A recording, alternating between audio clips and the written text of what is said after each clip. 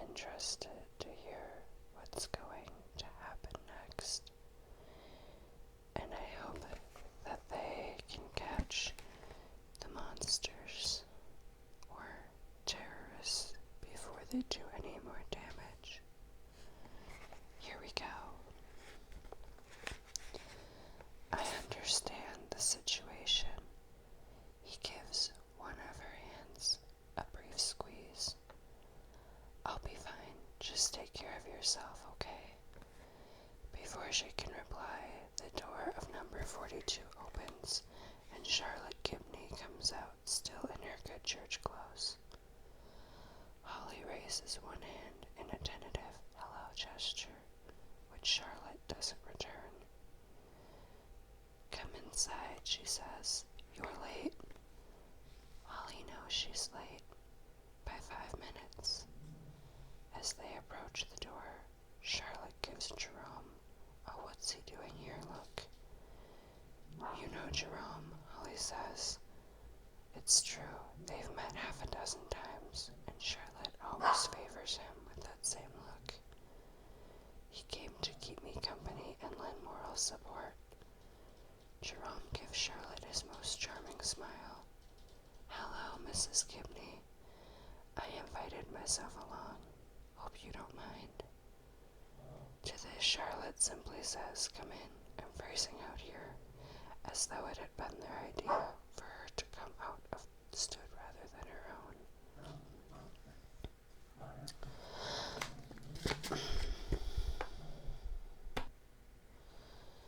Jerome gives Charlotte his most charming smile. Hello, Mrs. Gibney. I invited myself along. Hope you don't mind. To this, Charlotte simply says, come in. I'm freezing out here, as though it had been their idea for her to come out on the stoop rather than her own. Number 42, where Charlotte has lived with her brother since her husband died, is overheated and smelling so strongly of potpourri that Holly hopes she won't begin coughing or caking, which would be even worse. There are 4 side tables in the little hall, narrowing the passage to the living room. Enough to make the trip perilous, especially since each table is crammed with the little china figurines that are Charlotte's passion. Elves, gnomes, trolls, angels, clowns, bunnies, ballerinas, dogs, cats, snowmen, Jack and Jill with a bucket each, and the piece de la resistance, a Pillsbury doughboy. Lunch is on the table, Charlotte says.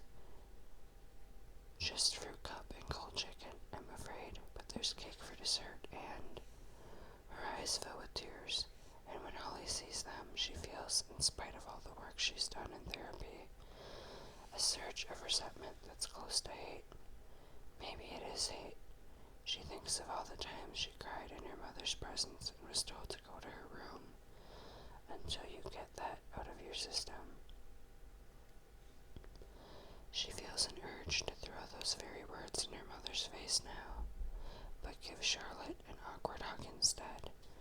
As she does, she feels how close the bones lie under that thin and flabby flesh, and realizes her mother is old.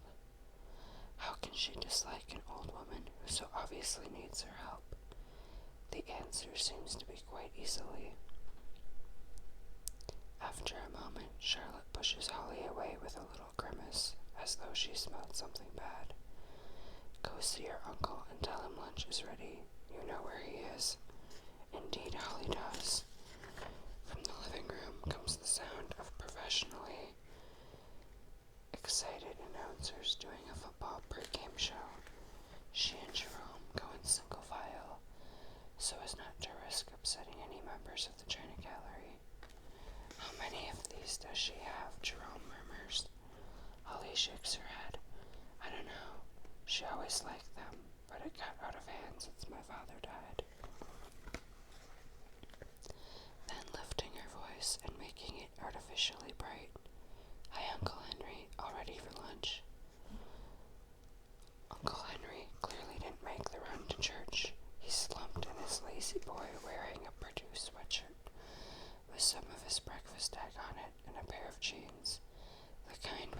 plasticized waist. They are riding low, showing a pair of boxer shorts with tiny blue pennants on them. He looks from the TV to his visitors. For a moment, he's totally blank. Then he smiles. "Janie, what are you doing here?" That goes through Holly like a glass dagger, and her mind flashes momentarily to Chet Owendowski with his scratched hands and torn suit coat pocket. And why would it not? Janie was her cousin, bright and vivacious, all the things Holly could never be. And she was Bill Hodges' girlfriend for a while, but she died in another explosion, victim of a bomb planted by Brady Hartsfield and meant for Bill himself. It's not Janie, Uncle Henry. Still with that artificial brightness, the kind usually saved for cocktail parties. It's Holly. There's another of those blank pauses as rusty relays go about the business they used to do lickety-split. Then he nods. Sure, it's my eyes, I guess, from looking at the TV too long. His eyes, Holly thinks, are hardly the point. Janie is years in her grave, that's the point. Come here, girl, and give me a hug. She does so as bravely as possible. When she pulls back, he's staring at Jerome. Who's this?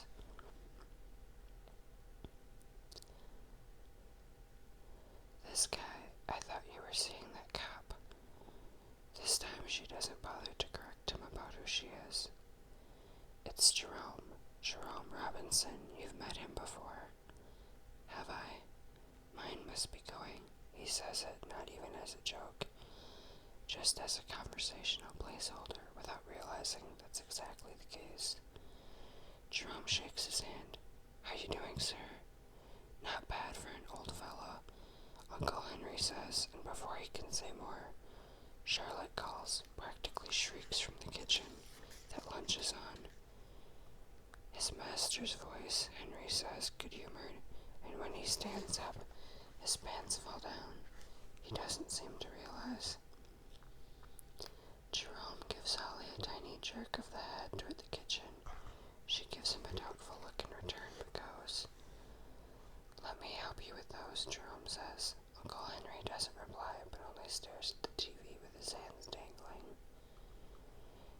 At his sides, while Jerome pulls up his pants. There you go, ready to eat. Uncle Henry looks at Jerome, startled as if just registering his presence, which is probably true. I don't know about you, son, he says. Don't know. What about me, sir? Jerome asks, tucking Uncle Henry by the shoulder and getting him turned toward the kitchen. The cop was too old for Janie, but you look too young. He shakes his head. I just don't know. They get through lunch with Charlotte scolding Uncle Henry along and sometimes helping him with his food. Twice she leaves the table and comes back, wiping her eyes. Through analysis and therapy, Holly has come to realize that her mother is almost as terrified of life as Holly herself used to be, and that her most unpleasant characteristics, her need to criticize, her need to control situations, arise from that fear. Here's the situation she can't control, and she loves him, Holly thinks, that too. He's her brother, she loves him, and now he's leaving, in more ways than one. When lunch is finished, Charlotte banishes the men to the living room. Watch your game, boys, she tells them, while she and Holly do up a few dishes. As soon as they are alone, Charlotte tells Holly to have her friend move her car so they can get Henry's out of the garage.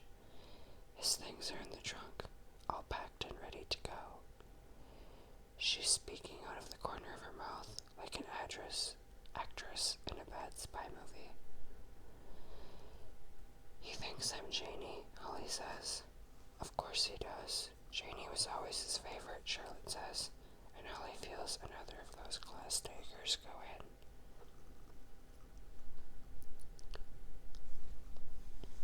Charlotte Gibney might not have been pleased to see Holly's friend turn up with her daughter. but she's more than willing to allow Jerome to pilot Uncle Henry's big old boat of a Buick to the Rolling Hills Elder Care Center, where her room has been waiting since the 1st of her December.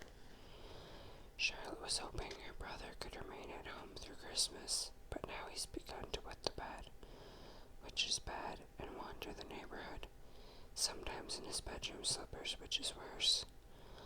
When they arrive, Holly doesn't see a single rolling hill in the vicinity, just a Wawa store and a decrepit bowling alley across the street. A man and a woman in blue care center jackets are leading a line of 6 or 8 gold ladies back from the bowling alley. The man holding up his hands to stop traffic until the group is safely across. The inmates, not the right word, but it's the one that occurs to her, are holding hands, making them look like prematurely aged children on a field trip. Is this the movies? Uncle Henry asks as Jerome wheels the Buick into the turnaround in front of the care center entrance. I thought we were going to the movies. He's riding shotgun. At the house, he actually tried to get in behind the wheel until Charlotte and Holly got him turned around. No more driving for Uncle Henry. Charlotte filched her brother's driver's license from his wallet in June, turning one of Henry's increasingly long naps. Then sat at the kitchen table and cried over it. I'm sure they'll have movies here, Charlotte says. She's smiling and biting her lip as she does it. They are met in the lobby by a Mrs. Braddock, who treats Uncle Henry like an old friend, grasping both of his hands and telling him how glad she is to have him with us. With us for what? Henry asks, looking around. I have to go to work soon. The paperwork is all messed up. That Hellman is worse than useless. Do you have his things? Mrs. Braddock asks Charlotte. Yes, Charlotte says, still smiling and biting her lip. Soon she may be crying. Holly knows the signs. I'll get a suitcase, Jerome says quietly, but there's nothing wrong with Uncle Henry's ears. What suitcases? What suitcases? We have a very nice room for you, Mr. Tibbs, Mrs. Braddock says, plenty of sunshine. They call me Mr. Tibbs, Uncle Henry bellows in a very credible Sydney Breeder imitation that makes the young woman at the desk a passingly orderly look around startled. Uncle Henry laughs and turns to his niece. How many times did we watch that movie, Holly? Half a dozen. This time we got her name right, which makes her feel even worse. More, Holly says, and she knows she may soon cry herself. She and her uncle watched a lot of movies together. Janie may have been his favorite, but Holly was his movie buddy, the two of them sitting on the couch with a bowl of popcorn between them. Yes, Uncle Henry says, yes indeed, but he's losing it again. Where are we? Where are we really? This place where you're probably going to die, Holly thinks, unless they take you to the hospital to do it. Outside, she sees Jerome unloading a couple of tartan suitcases, also a suit bag. Will her uncle ever wear a suit again? Probably, but only once. Let's look at your room, Mrs. Braddock says. You're going to like it, Henry. She takes his arm, but Henry resists. He looks at his sister. What's going on here, Charlie? Don't cry now, Holly thinks. Hold it in, don't you dare. But oh poop, here come the waterworks in full flow. Why are you crying, Charlie? Then, I don't want to be here. It's not as stentorian, Mr. Tibbs bellow, more of a whine, like a kid realizing he's about to get a shot. He turns from Charlotte's tears to see Jerome coming in with his luggage. You're here. What are you doing? Well, Jerome says, but doesn't seem to know how to go on. The oldies are filing in from their trip to the bowling alley where Holly is sure a great many gutter balls were rolled. The employee who raised his hands to stop traffic joins a nurse, who seems to have appeared from nowhere. She is a broad and thick arm bicep. These two close in on Henry and take him gently by the arms. "Let's go this way," says the bowling alley guy. "Have a look at the new crib, brother. See what you think." "Think of what?" Henry asks, but he begins to walk.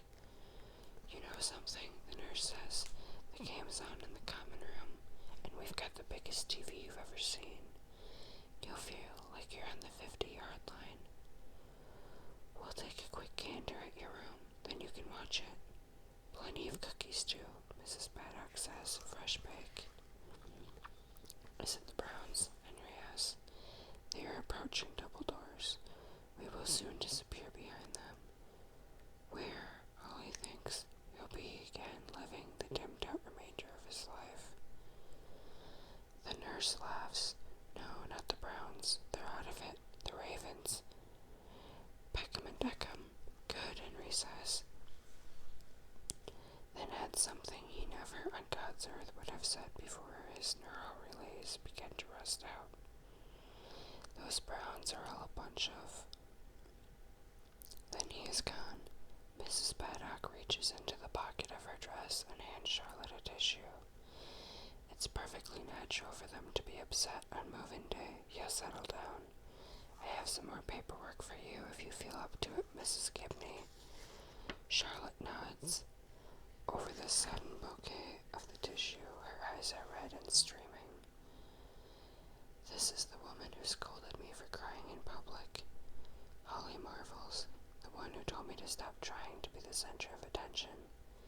This is payback, and I could have done without it." Another orderly has materialized and is loading Uncle Henry's faded tartan bags and Brooks Brothers' suitor onto a trolley, as if this place were just another Holiday Inn or Motel 6. Holly is staring at this and holding back her own tears when Jerome takes her gently by the arm and leads her outside. They sit on a bench in the cold. "I want a cigarette," Holly says. "First time in a long while." "Pretend," he says, and exhales a plume of frosty air. She inhales and blows out her own cloud of vapor. She pretends. They don't stay overnight, although Charlotte assures them there's plenty of room. Holly doesn't like to think of her mother spending this first night alone, but she can't bear to stay. It isn't the house where Holly grew up, but the woman who lives here is the woman she grew up with. Holly is very different from the pale, chain-smoking, poetry-writing girl who grew up in Charlotte Gibney's shadow. But that's hard to remember in her presence, because her mother still sees her as the damaged child who went everywhere with her shoulders hunched and her eyes down. It's Holly driving the first leg this time, and Jerome does the rest. It's long after dark when they see the lights of the city. Holly has been dozing in and out, thinking, in a disconnected way, how Uncle Henry mistook her for Janie, the woman who was blown up in Bill Hodge's car. That leads her wandering mind back to the explosion at McGrady Middle School and the correspondent with the torn pocket and the brick dust on his hands. She remembers thinking that there was something different about him that night. Well, sure, she thinks as she drifts towards another doze, in between the first bulletin that afternoon and the special report that night. Owendowski helped search the rubble, thus transforming from reporter the story to becoming a part of it. That would change anybody. Suddenly her eyes snap open and she sits bolt upright, startling Jerome. "What? Are you alright? The mole?" He doesn't know what she's talking about, and Holly doesn't care. It probably doesn't mean anything anyway, but she knows Bill Hodges would have congratulated her on her observation and on her memory, the thing Uncle Henry is now losing. "Chet Owendowski," she said. the news correspondent who was first on the scene after the school blew up. In the afternoon, he had a mole beside his mouth, but when the special report that night at 10, it was gone.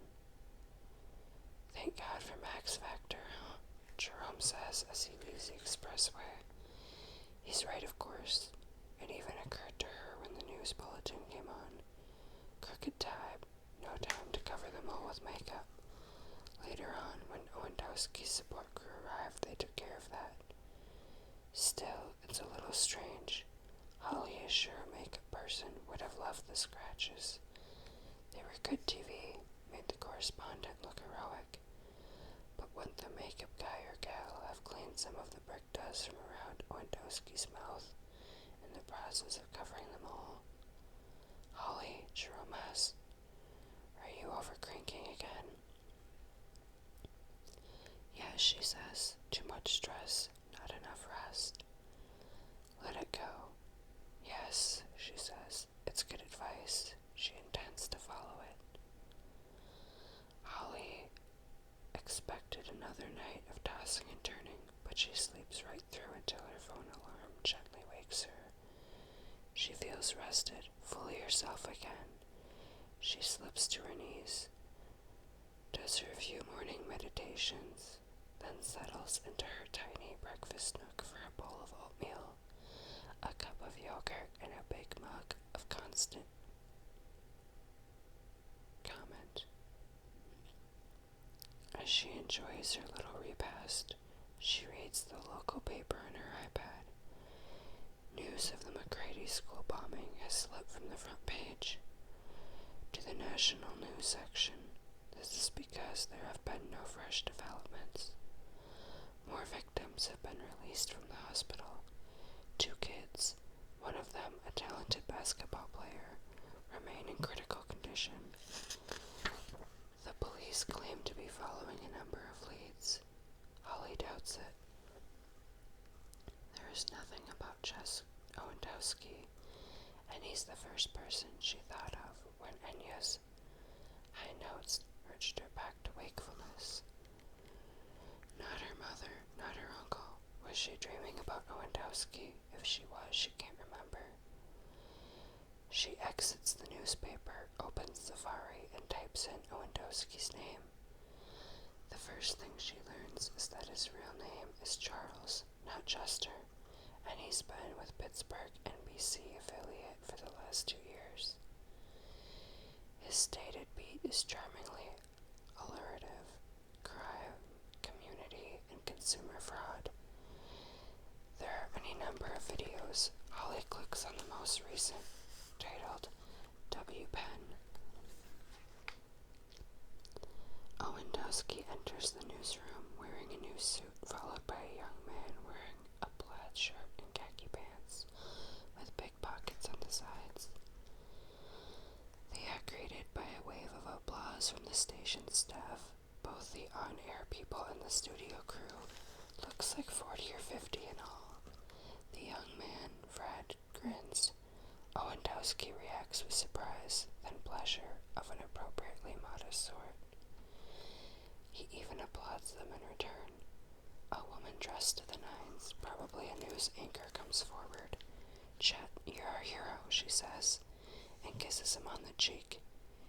You too, Freddie. No kiss for the young man, though, just a quick pat on the shoulder. I'll rescue you anytime, Peggy, Owendowski says, drawing laughter and more applause. That's where the clip ends. Holly watches some more clips, choosing at random. In one, Chet stands outside a burning apartment building. In another, he's at the site of a multiple vehicle pileup on a bridge. In the third, he's reporting on the groundbreaking of a new YMCA, complete with ceremonial silver spade and a soundtrack featuring the Village People.